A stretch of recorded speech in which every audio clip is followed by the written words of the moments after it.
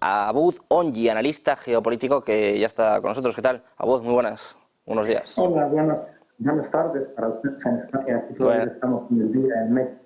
buenas tardes, un placer tenerte por aquí. Como decía, bueno, pendientes de Oriente Medio, quiero preguntártela también por Europa, por el conflicto en Ucrania, pero la última hora pasa por Israel. Contábamos hace apenas unos minutos que la ONU va a añadirla a esta lista negra, también porque, bueno, dice que han dañado a niños en este conflicto, y Netanyahu dice que es la ONU la que está en la lista negra de la historia. ¿Cómo ves esta decisión por parte de la ONU y cómo puede afectar también a Israel?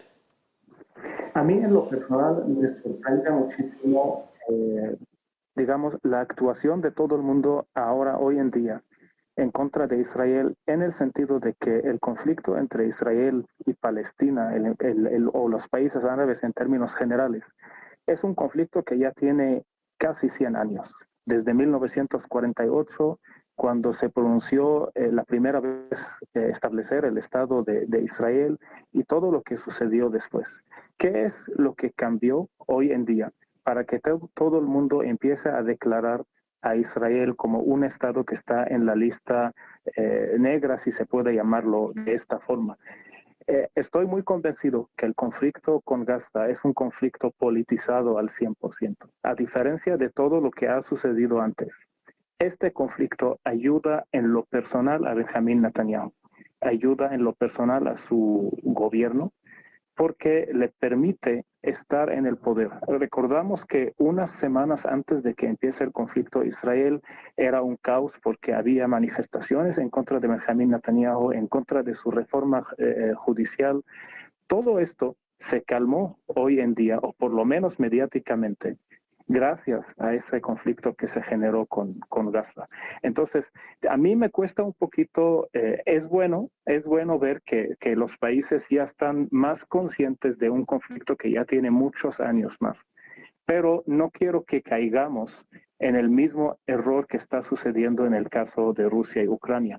No es suficiente nada más hacer declaraciones y no es suficiente nada más decir o aplicar medidas económicas o cualquier otro tipo de medidas en contra del gobierno de Israel, si en verdad no hay un alto al fuego serio, Sergio.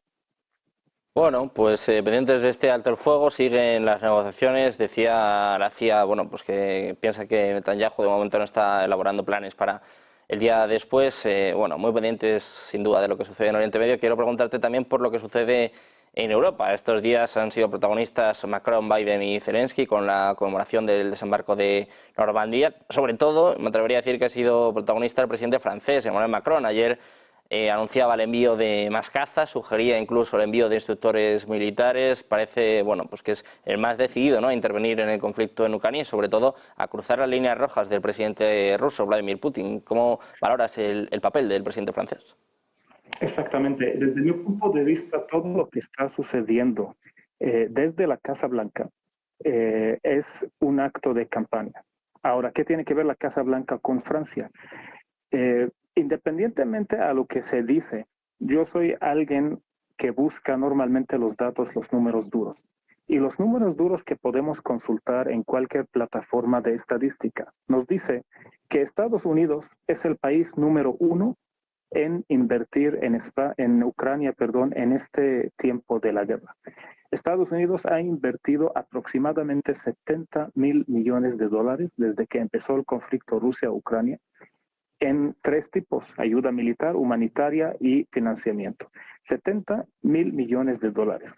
Este dato, si lo comparamos con lo que gastó Estados Unidos desde 2001 a 2010 en Afganistán, gastaron 43.000 millones de dólares durante 10 años casi. La conclusión es que la guerra entre Rusia y Ucrania sí es una guerra de Estados Unidos. Esto nos lleva a una responsabilidad alta de la Casa Blanca en la provocación y en el mantenimiento de este conflicto bélico. Ahora, el presidente Joe Biden está enfrentando un conflicto interno por el año electoral. Entonces, todas sus acciones, todos sus discursos, todas sus palabras realmente son actos de campaña.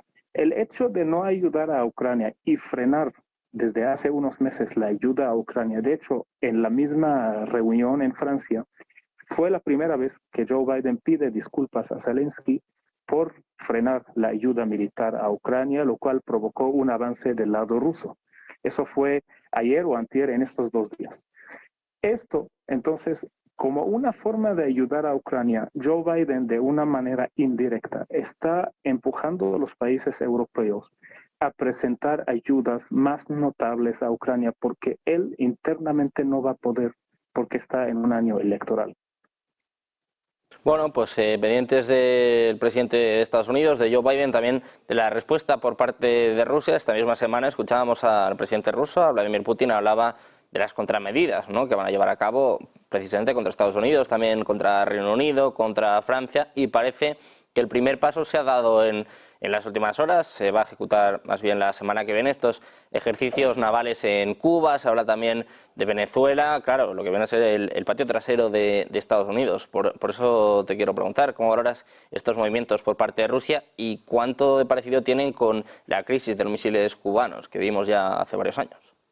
Así es un tema grave desde mi punto de vista. De hecho, estuve revisando las ubicaciones de las bases militares rusas y de Estados Unidos en el mundo, y tengo este mapa donde se puede observar que hay una absoluta presencia de bases militares de Estados Unidos al lado de Cuba y no hay presencia rusa notable.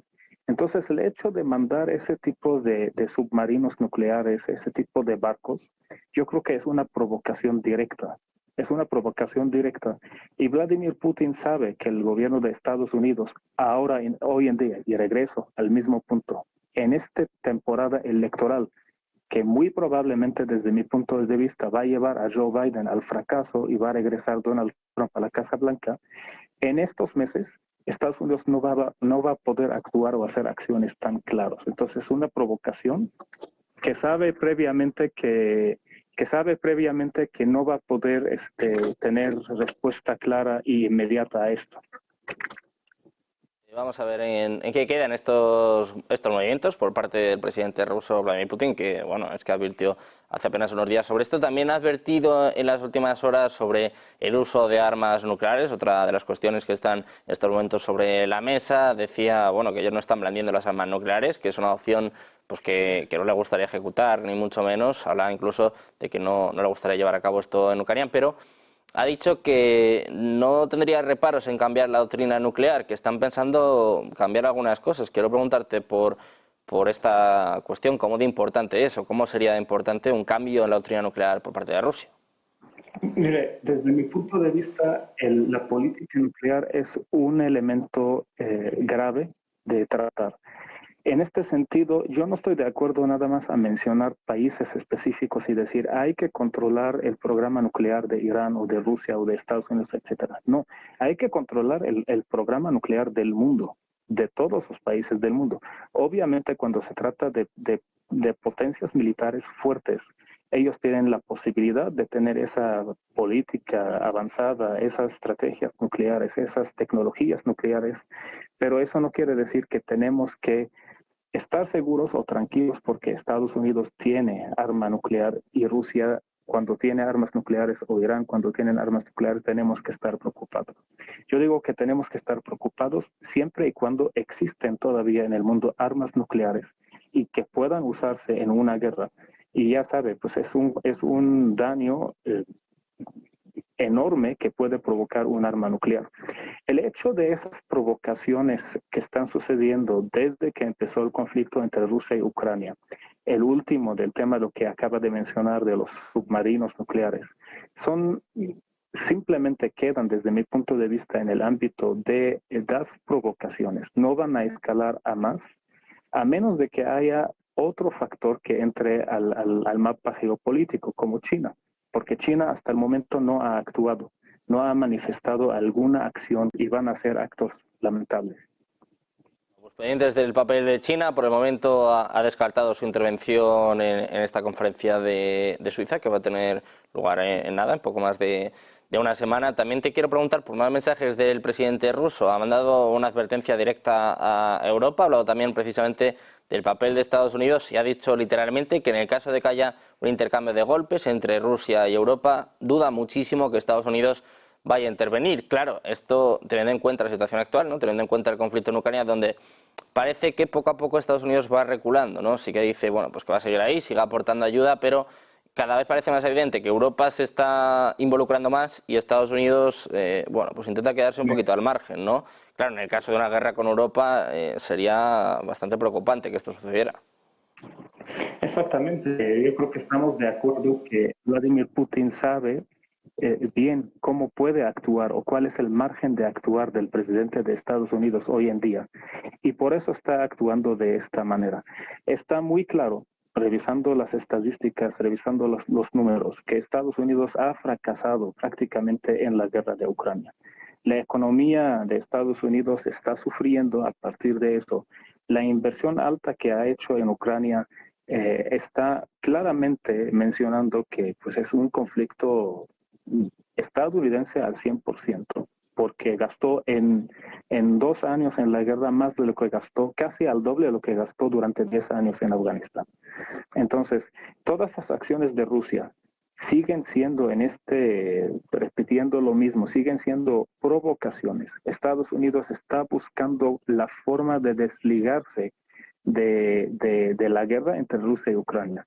El conflicto en Palestina y Gaza y Israel ayudó hasta cierto grado a que Estados Unidos pueda realmente enfocar mediáticamente la atención a ese conflicto y olvidar un poco su participación en la guerra de Rusia y Ucrania. De hecho, yo relaciono también sacar las bases militares de Afganistán unas semanas antes de que empiece el conflicto entre Rusia y Ucrania. Lo relaciono íntimamente, si se puede decir así, con la guerra entre Rusia y Ucrania. Había señales de que va a atacar Vladimir Putin y Estados Unidos, sabiendo que no va a poder entrar en pleno en esta guerra, se le hizo más fácil retirar sus tropas de Afganistán, que estaba al lado de Ucrania, y regresar e intentar ayudar a través de financiamiento y ayudas humanitarias y militares. Pues, pendientes de todos estos conflictos, quiero preguntarte también precisamente por cómo van a afectar a las elecciones de Estados Unidos. Estamos hablando de Joe Biden, se le ha visto un poco, bueno, pues el estado en el que está, ¿no? En los últimos días, sobre todo en estos actos conmemorativos, ¿no? Del desembarco de Normandía. Claro, encima tiene pisándole los talones, incluso por delante, muchas encuestas, al expresidente Donald Trump. Tiene muchísimos conflictos abiertos. Estamos hablando, pues por ejemplo, ahora de Ucrania, de Israel, en África también hay una buena montada. Vamos, le echaron de Níger hace nada, hace apenas unas semanas. Quiero preguntarte cuánta factura le puede pasar esto a Joe Biden y si crees que va a llegar a las elecciones de noviembre, si va a ser el candidato demócrata, porque es que parece cada vez más complicado. No sé cuántos imaginan a Joe Biden 4 años más en el cargo, ¿no? Parece algo prácticamente imposible. Es una decisión muy complicada. Yo hasta el momento sigo pensando, teniendo esperanza de que el Partido Demócrata cambie de opinión en último momento, porque si llega a ganar, no sé qué tanto va a poder seguir los 4 años que siguen en el poder. Pero los conflictos que han sucedido sí es una factura muy alta para la campaña del presidente Joe Biden. Yo en lo personal veo las posibilidades de que Trump regrese a la Casa Blanca mucho más alta. Tiene mucho más herramientas que le ayudan a realmente hacer ese sueño realidad de nuevo. De hecho, me llamó muchísimo la atención los videos de la campaña de Donald Trump, los últimos videos que ha sacado. Simplemente no aparece Donald Trump en los videos. Simplemente son videos de Joe Biden destacando todos sus errores, destacando todas sus debilidades, incluso debilidades físicas, ¿no?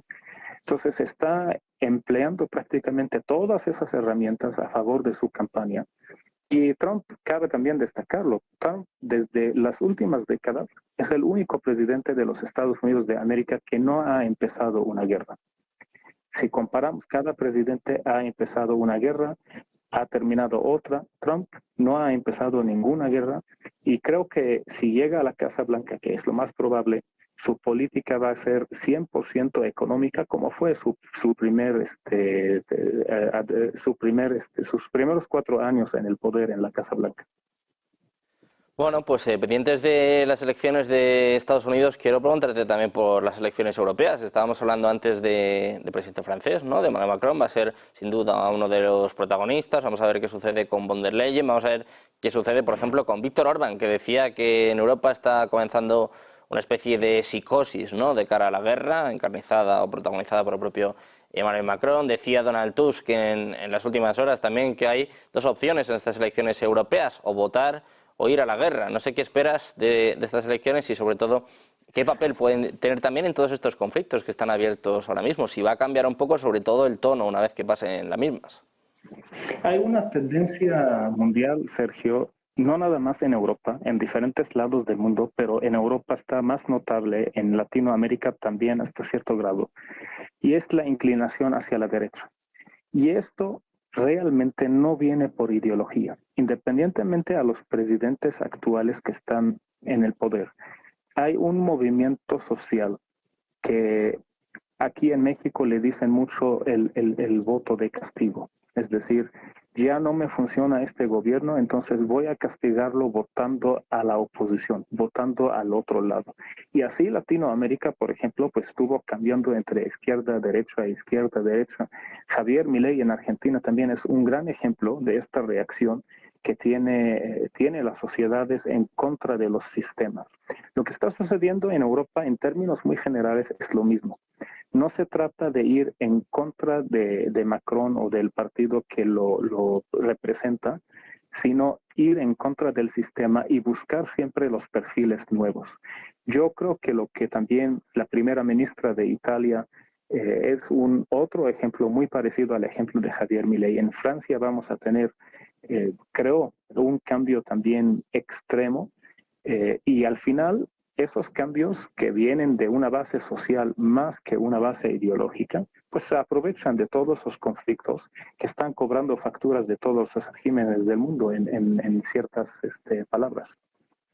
Bueno, pues pendientes de estas elecciones europeas, pendientes también, bueno, pues de quiénes sean los principales vencedores de las mismas. Este domingo saldremos de dudas. Antes de terminar, quiero preguntarte también por la conferencia de Suiza, la conferencia de paz en Suiza. No sé qué esperas de esta cumbre. Ya sabemos que China no va a asistir, sabemos que Biden tampoco va a asistir, que va a estar Kamala Harris, Rusia no estaba invitada. ¿Qué conclusiones crees que se van a poder sacar? Decía incluso la primera ministra suiza que no va a haber ningún tipo de acuerdo, ¿no? Que puede ser el inicio de las negociaciones. Parece que está perdiendo fuerza, ¿no? Conforme se acerca la cita, parece que va perdiendo algo de peso.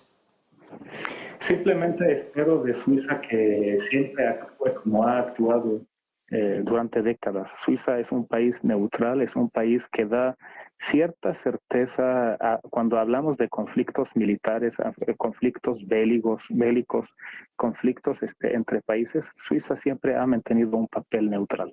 Yo espero que esa cumbre también esté en esta corriente, que en verdad ayude a que lleguen a unos acuerdos y que no tome partido. Me sorprendió un poco los datos que también Suiza está invirtiendo en el conflicto entre Rusia y Ucrania con cantidades muy pequeñas, pero pues al final de cuentas está dentro de la Unión Europea y después de Estados Unidos, la Unión Europea es el número 2 hablando de cantidades de dinero invertidas en el conflicto entre Rusia y Ucrania.